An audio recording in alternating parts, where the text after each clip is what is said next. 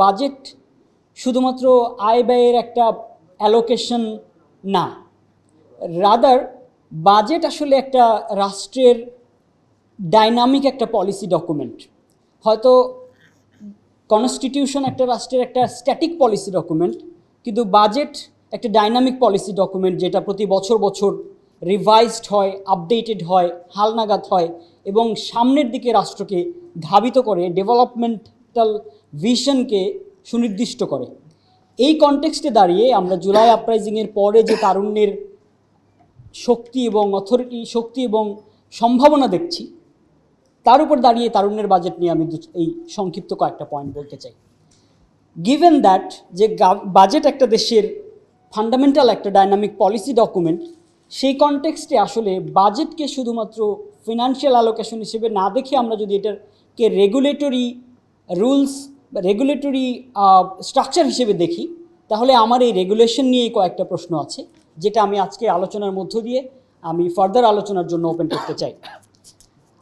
আমরা একটা basic assumption দেখি, আমাদের যখন পলিসি মেকাররা কথা বলেন, বাজেট সংশ্লিষ্ট এনবিআরের অফিসাররা যখন কথা বলেন, বা বিভিন্ন জায়গায় আমরা যখন এই নিয়ে আলাপ আলোচনা দেখি, একটা ফান্ডামেন্টাল স্ট্যাটিস্টিক্স আমরা দেখি যে আমাদের দেশে ট্যাক্স জিডিপির রেশিও অনেক কম, আমাদের মাত্র 7.5% ট্যাক্স জিডিপি রেশিও। আজকে দেখলাম নিউজ পেপারে এসেছে এইটা 10%-এ ইনক্রিজ করার একটা প্ল্যান হচ্ছে, এবং ইকোনমিস্টরা বলছেন ইট শুড বি 15% ইভেন।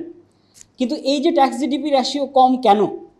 আমাদের একটা ক্রিটিক্যাল পারসেপশন আছে যে মানুষ ট্যাক্স দিতে চায় না, মানুষ ট্যাক্স নেটওয়ার্কের মধ্যে আসে না। আমি এখানে এই আইডিয়াটাকে একটু কোশ্চেন করতে চাই। আমি এটা ফান্ডামেন্টালি বলতে চাই, এই অ্যাজাম্পশন ভুল যে মানুষ ট্যাক্স দিতে চায় না, বরং এটা বলার মধ্য দিয়ে আমি আমার কনসিয়াস সিটিজেনকে আন্ডারস্টিমেট করছি। যেই নাগরিক এদেশের নাগরিক হিসেবে নিজেকে মনে করে, they are proud to be a taxpayer. আমাদের নাগরিকরা ট্যাক্স দিতে চায়।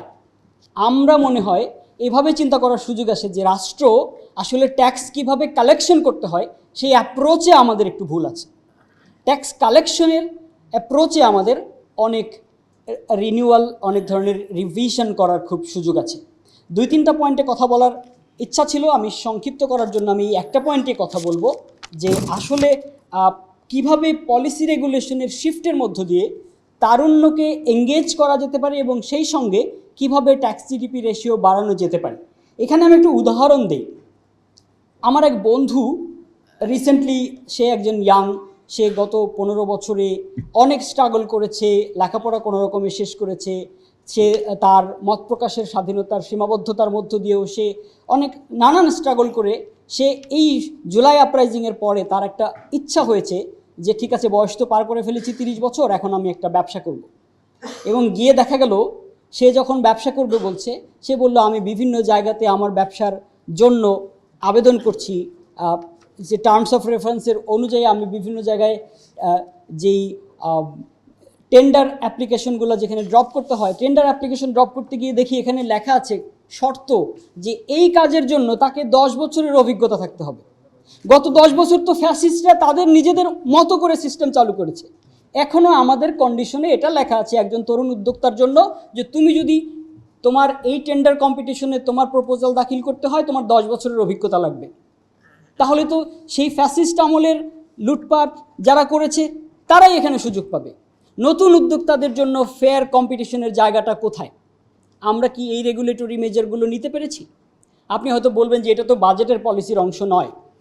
যেহেতু বাজেট একটা ফান্ডামেন্টাল ইকোনমিক পলিসির অংশ, বাজেটই এই ধরনের রেগুলেটরি রিফরমেশনগুলোর হিন্টস অ্যান্ড ইন্ডিকেশন দিতে হবে। বাজেটকে যদি আমরা সেভাবে ইউথ ফ্রেন্ডলি করতে পারি, কন্টেম্পোরারি করতে পারি, তাহলে এটা তো শুধু এক্সাম্পল, এরকম অসংখ্য ছোট ছোট জায়গাতে আছে যেখানে আমাদের রেগুলেটরি টুইকিং এবং রেগুলেটরি মেজারমেন্ট নিতে হবে, যেটার মধ্য দিয়ে আমাদের বাজেট ইউথ ফ্রেন্ডলি হতে পারে। ইয়াং জেনারেশন যারা একটা রাষ্ট্রের রিজিম চেঞ্জ করে দিতে পেরেছে, তারা একটা রাষ্ট্রের ইকোনমি চেঞ্জ করে দিতে সক্ষম হবে যদি এই ইয়াং জেনারেশনকে আসলে পার্টিসিপেট করতে দেওয়া হয়। রাষ্ট্রের ফান্ডামেন্টাল কাজ চাকরি দেওয়া নয়। State is not a employment giver, state is a regulator. State যদি রেগুলেটরি মেজার্সে ভূমিকা রাখতে পারে, তাহলে প্রাইভেট সেক্টর ফ্রিলি বিগার লেভেলে এমপ্লয়মেন্ট জেনারেট করতে পারবে। সেই রেগুলেটরি মেজার্সে আমার স্টেট ফাংশনারিকে, আমার ইকোনমিক ইনস্টিটিউশনগুলোকে আরও বেশি ডাইনামিক এবং কনটেক্সচুয়ালাইজড হতে হবে। আমি এখানেই মনে করি যে ইয়াংদের যেই তরঙ্গ দৈর্ঘ্য, তাদের যে mental depth and mental attitude, সেইটার সঙ্গে রাষ্ট্রের মেন্টাল অ্যাটিটিউডের একটা অ্যালাইনমেন্টের খুবই দরকার আছে।